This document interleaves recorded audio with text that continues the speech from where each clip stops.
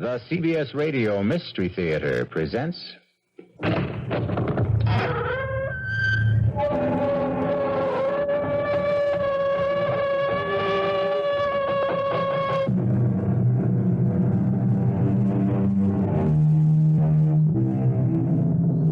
Come in.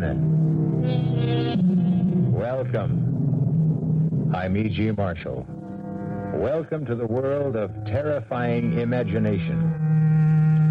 In 1843, a Dr. James Braid of Manchester developed the art of being able to produce trance sleep. Of course, he was not the first. That honor belonged to Friedrich Anton Mesmer. But Dr. Braid did coin the name of this both beneficial yet potentially disastrous parascience, hypnotism. In the skilled hands of a doctor or a psychiatrist, it can be profoundly beneficial. But in the hands of an amateur or someone unscrupulous, it can be murderously dangerous. That's it, Marge. Just keep your eyes on the coin as it goes back and forth, back and forth. You're getting sleepy, so sleepy. Your eyelids are heavy. You can't hold them up. You've got to sleep, sleep, sleep. She's under, Mark. You're putting me on, Jeff. She's fake. No, she's under, all right. She's a hypnotist's dream. Very suggestible. Look, I'll prove it to you. Watch this. Hey, don't hold it there. Just long enough to show she doesn't react. You could have burned her. Oh, come on. You think I'd do anything to hurt your sister? Well, now that you've got her under, what are you going to do? What would you like her to do? Jeff asked me, what would you like her to do? I would have liked her to murder my father. I wondered how Jeff would have reacted if I'd said that out loud. It almost came out anyway, since it's all I think of these days. How to murder, destroy, wipe out my father.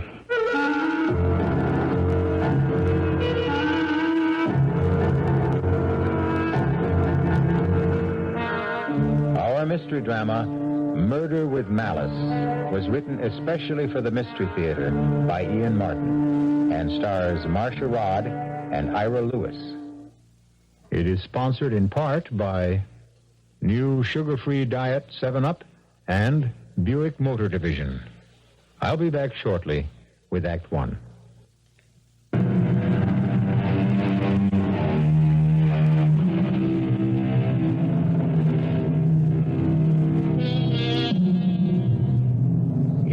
Principles of Mental Physiology, Carpenter wrote, "The method of producing this state consists in the maintenance of a fixed gaze on a bright object placed somewhat above the line of sight. A light behind the subject shining on the bright object, a coin, a jewel, a small mirror, is very helpful, and a darkened room. Once the subject is in the trance, he or she is open to post-hypnotic suggestion.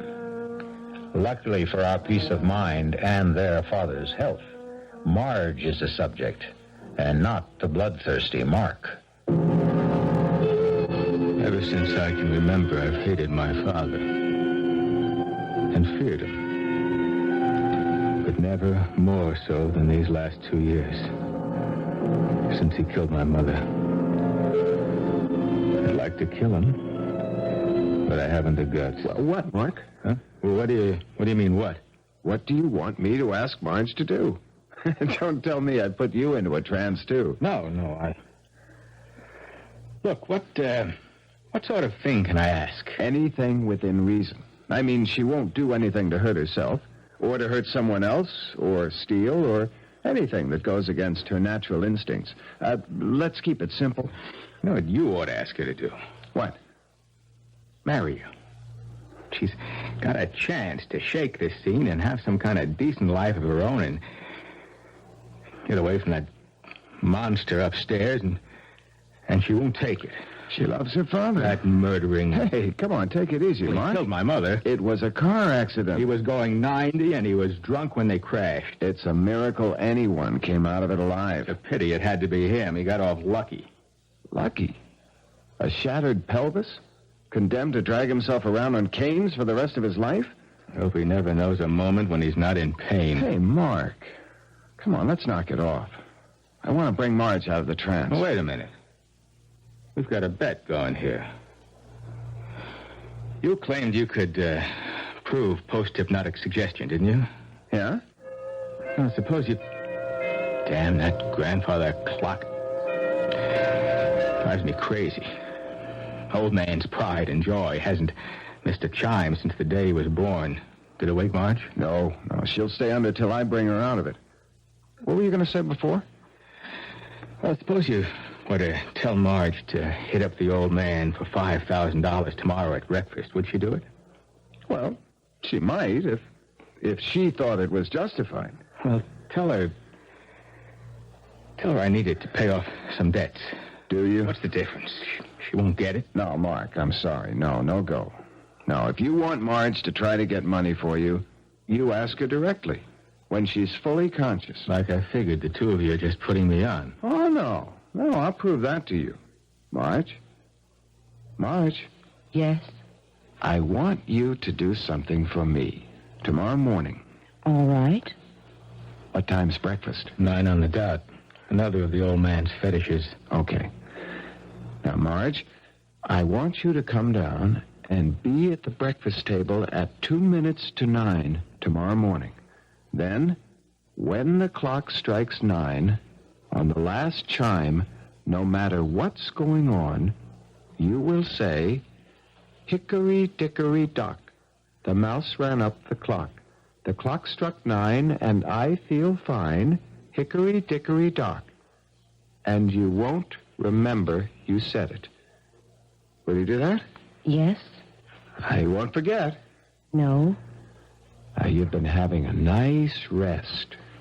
But it's time to wake up and feel refreshed and relaxed. You will wake up when I say now. Now. I feel as if I... What are you staring at? The two of you. Jeff, did it work? Mm-hmm.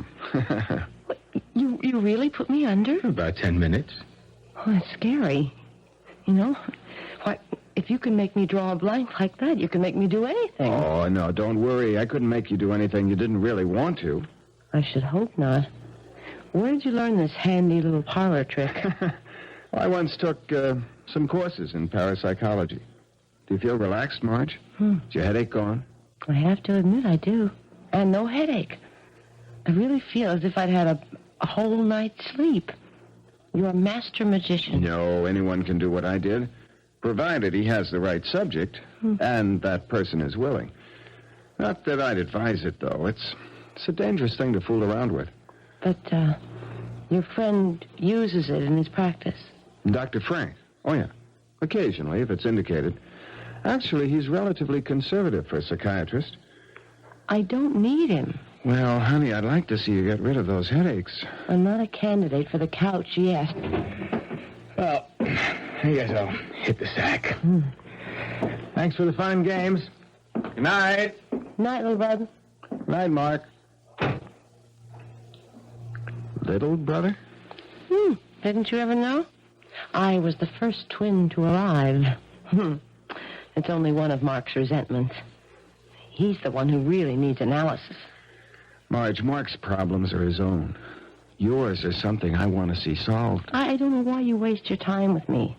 If I had any sense in this mixed-up noodle of mine, I'd marry you, have 4 children, and live happily ever after. But I just can't.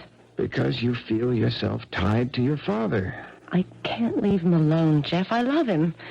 I think, for your sake, Jeff, you'd better forget me. Will you do me one favor first? Will you just go to see Dr. Frank for a few visits? You think I'm that bad off? Well, Marge, you've been pretty mixed up ever since the accident. I know. Okay, Jeff. Maybe you're right. Let me think about it, and maybe I'll call your Dr. Frank tomorrow. Tomorrow? What is it, Jeff? Nothing. It isn't important. It'd be more complicated to undo than to do now. I'll call you then and explain.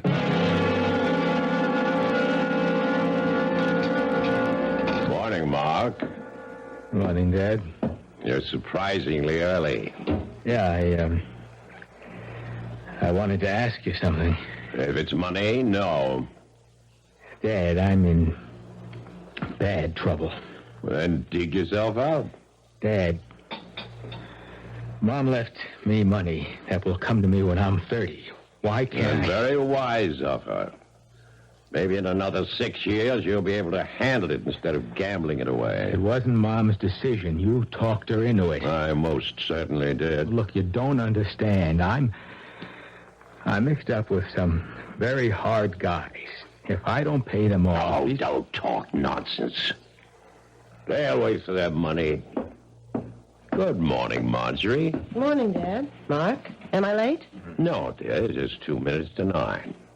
Sit down. Have your orange juice. I'll pour the coffee first. You sound very chipper. Yes, I had a wonderful sleep last night. Relaxed as a kitten. I wish I could say the same. Well, that's what comes of having a guilty conscience. And what about yours? I wanted to shout at him as I pushed my chair from the table violently and went to the sideboard. I was seething with hate at his smug self-righteousness. Guilty conscience. If he only knew how guilty, how much I wanted him dead. Serving breakfast plates for Marge and me gave me time to regain control. Then the clock began to strike 9, and my mood improved. A small revenge, but if Jeff's trick worked, at least I'd see the pompous old ass look foolish for once. What time did Jeff Henderson leave last night? I think I'm old enough not to have to answer questions like that. Well, I think I have the right to ask any questions I want to in my house. Because I want to know if you're thinking again of marrying Jeff. Hickory dickory dock. The mouse ran up the clock. The clock struck 9 and I feel fine. Hickory dickory dock. What? What did you just say, Marjorie? Me? I didn't say anything. I just asked you a perfectly reasonable question, and you replied with a silly nursery rhyme. Nursery rhyme? Dad, I don't know what you're talking about. I didn't... She doesn't know. She said it. Keep out of this, Mark. It was post-hypnotic suggestion. It was what? Marge had one of her bad headaches, and Jeff thought he could cure it by hypnosis. And he did. But what's this about... Hypnosis? Marge, I must say I didn't think you'd be this foolish. No, I don't want Jeff Henderson in this house again. Dad, I'm the one the trick was played on. Where's your sense of humor? I haven't had any sense of humor since I lost your mother. No, don't help me. I don't need anyone. I can manage by myself. I don't expect it from my son, and I don't ask it from you, Marge. Dad, Oh, let him go, Marge. He's only looking for sympathy. Why do you have to be so hard on him, Mark? Because I hate him. I always have. Mark, he's our father. I love him. Well, maybe we're not... What do they call us? Enzygotic twins, after all, huh? I mean, I guess we came from 2 different eggs because the only thing I want him to be is dead. I think maybe we both need psychiatrists.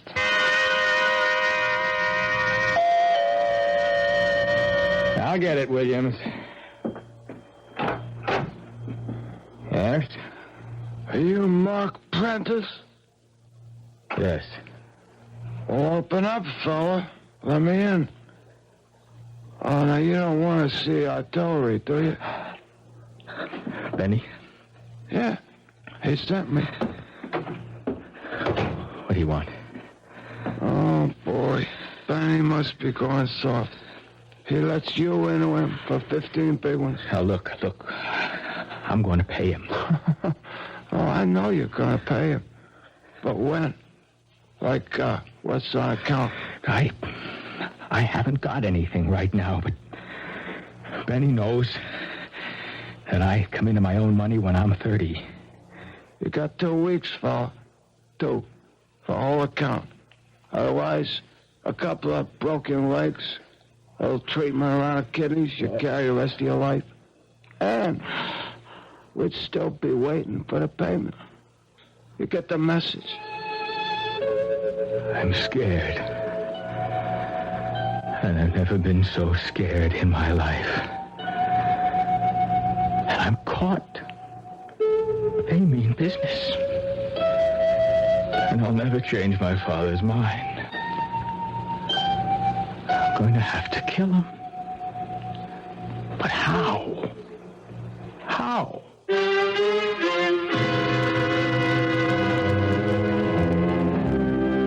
Not exactly the all-American family, the Prentices. But then, where murder is contemplated, and where in fact it may be done, you don't expect to find very normal people. Especially where the murder is premeditated. I'll return shortly with Act 2. The WBBM News Time, 10:52 in Chicago now at 69 degrees.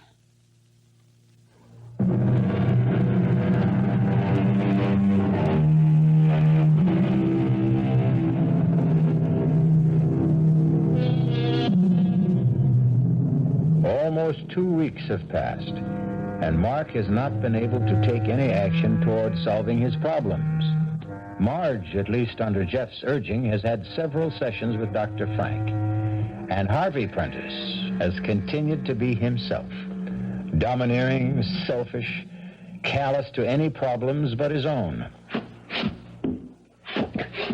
Mark? Yeah, Dad. What is it?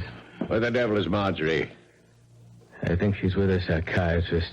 What does she need with a psychiatrist? You'll have to ask her that. Oh, not again. I trust she's not going to be late for dinner this time. Search me. Well, when she comes in, I'm in the study. Oh, by the way, I see you appear to be all in one piece. No bruises, no damage. Did you pay off your debts? No. Well, I told you nothing would happen. I've got 2 days left to come up with the money. Look, Dad. No. Not from me. Do you know that I'm scared to go out of the house? Has it ever occurred to you that you should and get a job? That's the way to pay your debts off. I couldn't pay my debts off with any job I can get. Perhaps you should have thought of that before you ran them up. Oh, it's easy to hate my father. And even the fact of murdering him would not be all that hard. It's just how to do it without being found out. It never occurred to me that my sister might provide the answer. Marge! Jeff, what are you doing here? I knew you had an appointment with Dr. Frank. I have the car, so I thought I'd wait and drive you home.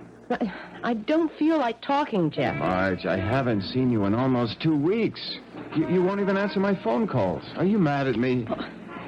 Not exactly. Is it that silly stunt I pulled with that post-hypnotic suggestion? No. It's ever since that evening. I know. All right. Let's get in the car and you can drive me home. Sure.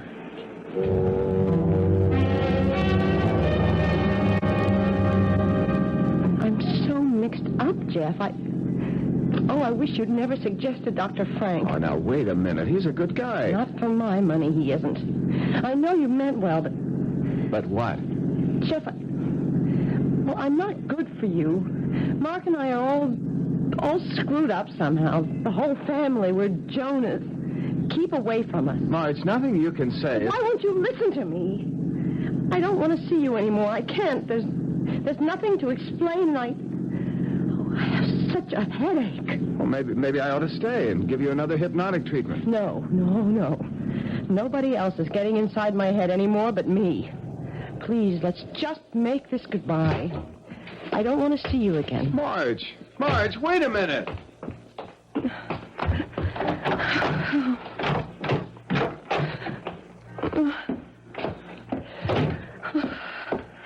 Marge. What goes? It's nothing. Just leave me alone. Okay.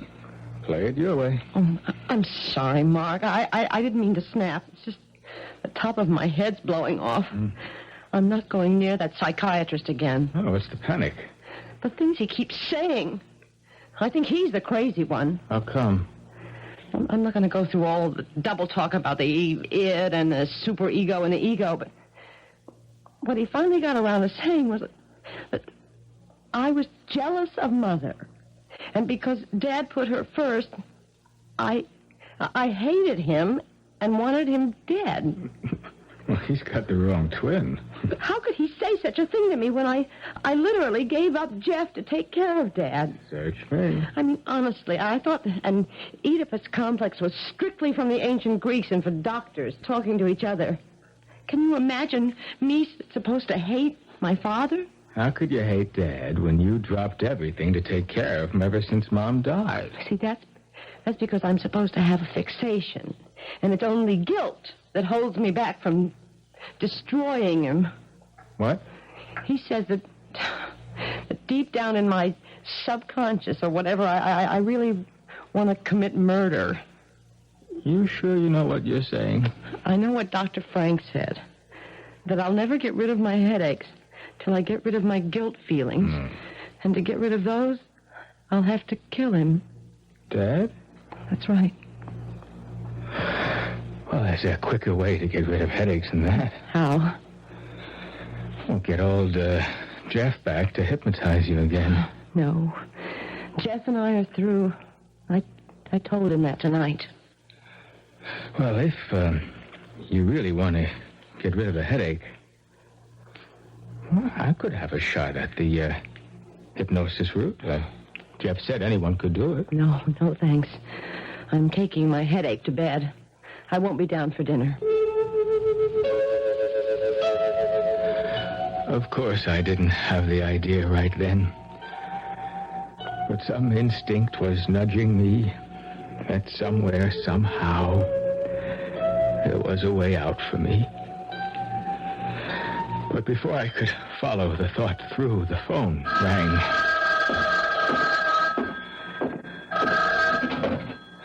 Yeah, hello? Hello, Mark. Look, I'm working on it. I think I've got a way to... Benny says you got till day after tomorrow. And then you're out of time. Well, maybe I could raise, You better raise it off, though. 'Cause that's when Uncle Benny's calling it in. Or the deep six. Hey, mister.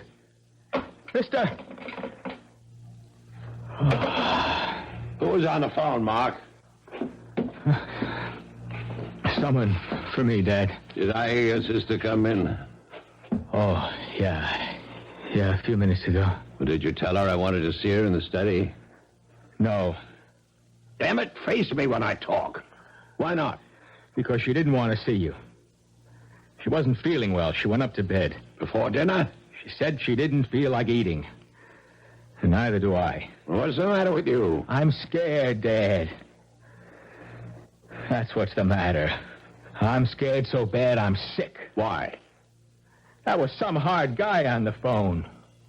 Benny's man. Who's Benny? The man I owe money to. Look, you've got to let me have it. No. You don't understand. If I don't come up with it the day after tomorrow, they could kill me. Don't be ridiculous. All I'm asking is to give me my part of the money that Mom left. Marge got hers. Marjorie could be trusted. You cannot. Please. I'm not your mother, Mark. You haven't got her around to bail you out anymore the way she used to. This time it's your problem and no one else's. The only way you'll ever get any money out of me beyond living expenses is over my dead body. The only way I ever wanted it from him. Over his dead body. And suddenly, at last, I could see the way to do it. Dinner was eaten in stony silence. Just the two of us. After it, my father went back to the study for coffee and brandy. I sneaked upstairs to my father's bedroom, which had been my mother's, too, and searched quickly through her drawers to find what I wanted.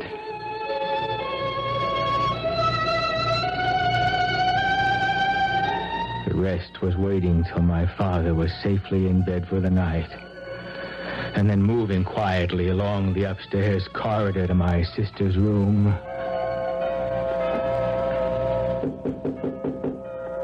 Who is it? Mark. May I come in? I suppose so. I knew you were up. I saw the light under the door. Dad came by to say goodnight an hour or so ago. I couldn't get back to sleep. What time is it? The witching hour. Midnight. Do you mind if I sit on the other bed for a moment? It's all right. My bed light in your eyes? No. It's just fine. How's the headache? Splitting. I wish I had some magic remedy. I'd just like to go to sleep tonight and never wake up again. No, you don't mean that. I do tonight. What's that swinging in your hand? That's a memento from better days.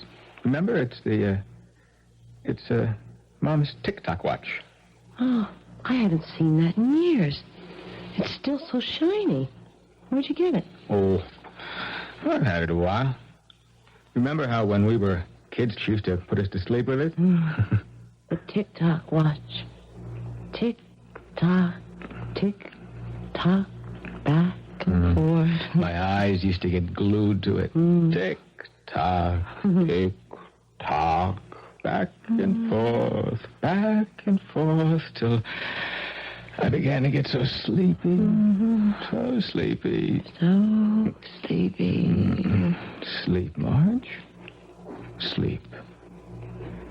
Keep your eyes on the watch. Yeah, your eyelids are getting heavy. Heavy. So heavy. You've got to sleep. Sleep. Sleep. Marge. Marge. I can't believe it. She can't feel the flame. Marge, you're asleep. But you can hear me. Yes, I hear you. Who am I? You're Mark. Am I your brother? Yes, Your twin? yes, Do you know our father? yes.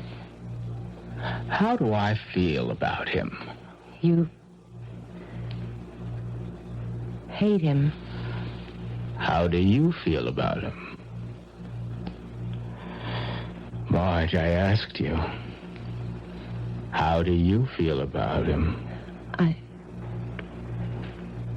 I hate him too. Would you like to kill him? Yes. I've always wanted to. I want to kill him. I could hardly believe my luck. And just in time to save my neck. The perfect weapon for the perfect murder. My sister. But did I dare to use it? To hurt her instead of being hurt myself? What would they do to her? What would happen to her if I did what I was planning? And would it even work? What were the odds on the biggest gamble I would ever take in my life?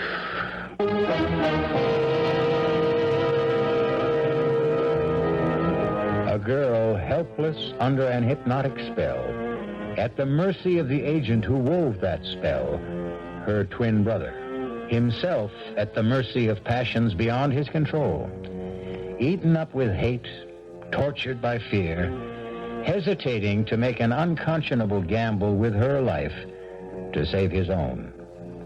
I'll return shortly with Act 3.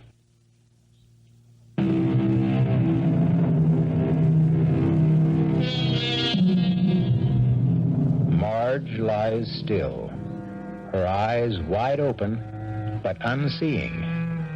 Alongside, her brother Mark sits, his mother's watch still swinging its pendulum arc in his hand, unnoticed as he wrestles with the conscience which holds him back from this ultimate gamble. The gamble? Can anyone under hypnotic influence be induced to commit murder? If she killed, they'd never do anything to her. There's a whole history. The encephalitis she had as a kid, the nervous breakdown after Mom died. She's going to a psychiatrist now. Sure, I can get her off. Temporary insanity. Yeah, that's it. Only will it work? What was it Jeff said? She won't do anything to hurt herself, or to hurt someone else, or steal, or do anything that goes against her natural instincts. Natural instincts. What does that mean? Doesn't it mean what we really feel deep inside, even if we don't know about it? It's a gamble. But the odds aren't bad. It's Mark, Marge. Can you hear me? I hear you. Remember a couple of weeks ago when Jeff was here and we got off on the hypnosis kick?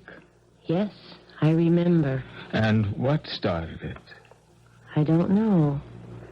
I think, yes, talking about being kids. Remember how even then Jeff was into the psychic bit? Yes. The funny cards and guessing and trying to reach each other's minds. And who was the best? We were. Why? Because we're twins. Twins go together. Remember how we always liked the same things? Mocha ice cream and rare hamburger, buttermilk, crazy things nobody else liked. We liked, just like we hated. What did we hate? You know. Coffee, half and half, hot dogs without relish, people who lie or cheat or murder. Murder? Like Dad. He killed Mother, didn't he? There was an accident. He was too drunk to drive the car. Didn't you hate him after the accident? I don't know. Don't you hate him now? Yes, I hate him. Would you like to see him dead? Would I? I would. And we're twins, remember? Yes, twins. We always think alike, right? We always think alike. I want to kill him. Don't you? I want to kill him. Then listen. Tomorrow night he'll go to bed early. He'll be fast asleep by 10 o'clock, you understand? Fast asleep by 10 o'clock. I can promise you that. I won't be here. But when the grandfather clock strikes 10, you're going to go to the dining room, right? When it strikes 10, I go to the dining room. In the sideboard drawer. You know which one. His dad's carving knife. The one he keeps honed to a razor's edge with the sharp point, remember? I remember. The carving knife. Right. And then go to his bedroom and plunge it into his chest. Listen to me, Marge. You'll be doing what you always wanted to do. You'll never have headaches anymore because the guilt will be gone. You'll be destroying him just as you've always wanted to do. Killing what you hate, what I hate. Killing all the hate in our hearts. You understand? When the clock strikes 10 tomorrow night, I'm to get the carving knife and take it upstairs and plunge it into Dad until he is dead. And when you wake up in the morning, you won't remember any of this. I didn't sleep much that night, and next day was an endless nightmare. By the time dinner was over, I was a wreck. But the real strain was just beginning. No, it was no sweat to slip the barbiturate in Dad's coffee, and later to help him up to bed half comatose and get him settled snoring for the night. It was after the clock chimed 8:30 that I finally left the house to establish my own alibi. Stopping carefully, I might add, on the way out, to to make sure the clock was wound, although my father was usually infallible in seeing that it never ran down. And then I left the house.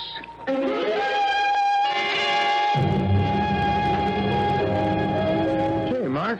I'm sorry I'm a little late. Oh, just glad you're here. Have you eaten? Yeah. You? Oh, long time ago. I ordered some setups. Scotch okay with you? One drink. Just thought we might have a talk together. What time is it?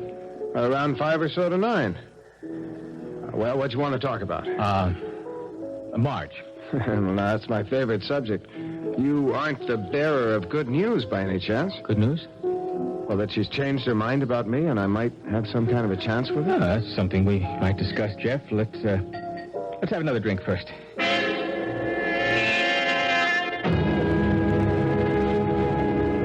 Where was I? Don't you think you should go a little easy on the drinking, Mark? Hey, if I want to get drunk, I'll get drunk. Not with me, Buster. All right, okay, so I'm sober. Where was I? You were trying to explain something about your sister, which is the only reason you're holding me. Oh, yeah, Marge, yeah.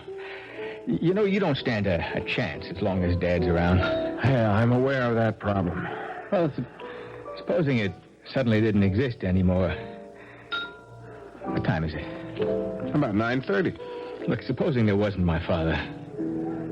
If that's your only question for the evening, maybe we ought to order another drink.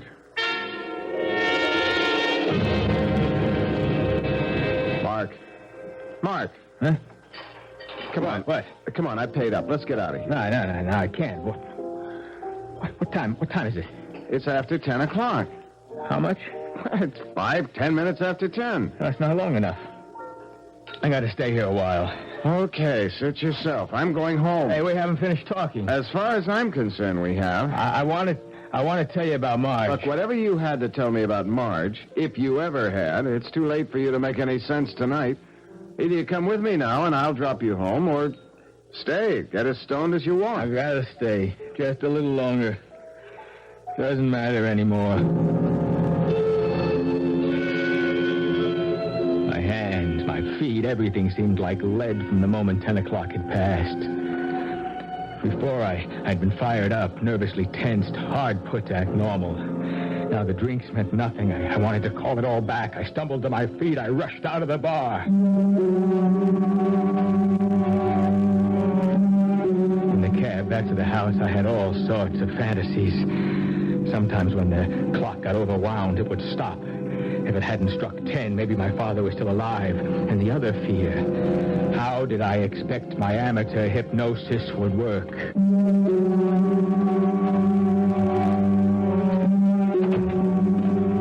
In the house, empty. I was conscious of the echo of its sighs for the first time. Through the hall, up the big staircase, down the hall to my father's room. Everything seemed to echo. Carefully, I opened the door to my father's room and listened. No sound. I went in. I looked at my father where he lay, lit by a lamp on the far wall over the dressing table. The first thing I was conscious of was that he was breathing. Then I saw the carving knife on the floor. It was instinctive to pick it up. It was bright silver and stainless steel, glittering in the corner lamp. There was no trace of blood. He wasn't dead. And I knew I would have to do this by myself. By myself. There never had been any other way. So I came to the bed, lifting the knife up high to drive it home. And suddenly his eyes were open, looking at me, recognizing what was about to happen. In one convulsive shrug towards me, his eyes glazed over. But in that last moment, he said, You always wanted me dead. Dead. So, strike. Strike. For all it could. will do you.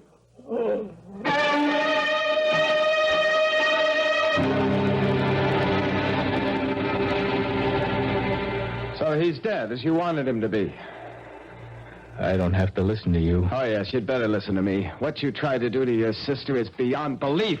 She hated my father as much as I did. Your thumbnail psychology is about as successful as what you know about hypnotism. Oh, you put Marge to the acid test, and your hypnotic suggestion worked just as you planned it, up till the last moment. How do you know? Because your sister ran to me for help. At the last moment, she couldn't force herself to turn against love. Not for this one man, or me, or you, but just the fact that she was human and normal, and hate was no part of her, but love was. So she dropped the knife and ran to you. Well, you dropped it too, didn't you? When it came to the test, you could no more strike than Marge. Could you? I'll never know. He died before I had the chance. A massive stroke had caused my father's death before I had a chance to kill him. But if I wasn't guilty in fact, I certainly was in intention. And to achieve his death, I would have tried anything within my power. I was lucky to get off scot-free, I thought. And I directed my entire estate be left to my beloved daughter Marjorie, subject to all the provisions to protect it and her from my son Mark, to whom, with all my heart, I leave nothing, not 1 cent.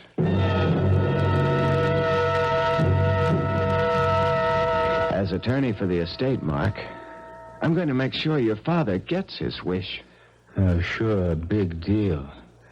You figure to marry the heiress. I figure to protect Marge from you as long as I live. If I thought I could wring your neck by myself and get away with it, I'd be happy to do it. Luckily, I don't have to worry. No dough, brother.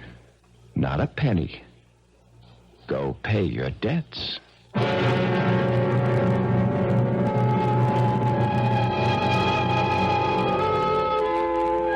Can one be hypnotized and led to kill? Certainly not from tonight's story, and highly doubtful, if not impossible, no matter who the subject might be. But just in case, I hope we have all learned that it is nothing to meddle with for the uninformed. Like all special areas in life, it should be used by the expert, only in cases of special need. I'll be back shortly.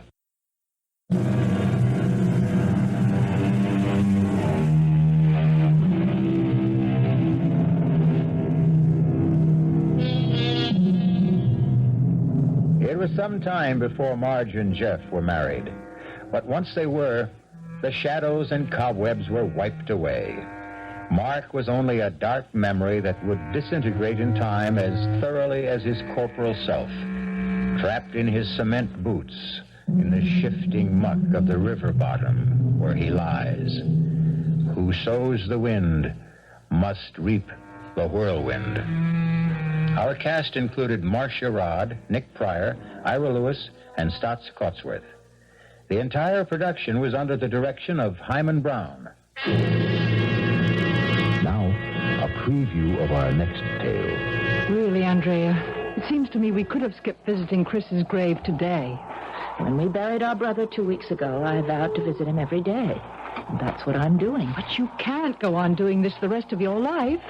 Yes, come once a week or once a month. Well, you know what that would lead to. Coming not at all. No. I love Chris more than anyone else in the world, and I'm... Who's that? Someone. A man. Standing beside Chris's grave. I don't see... Oh, yes.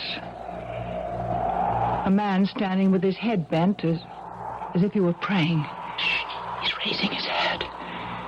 He's turning towards us. Sybil.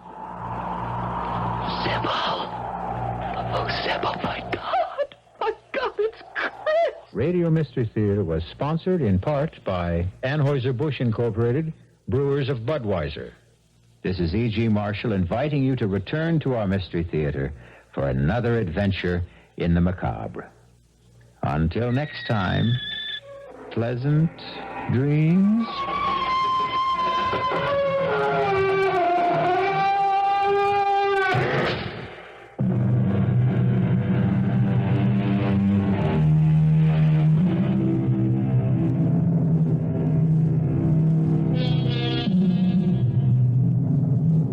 CBS News is next on WBBM Chicago News Radio 78.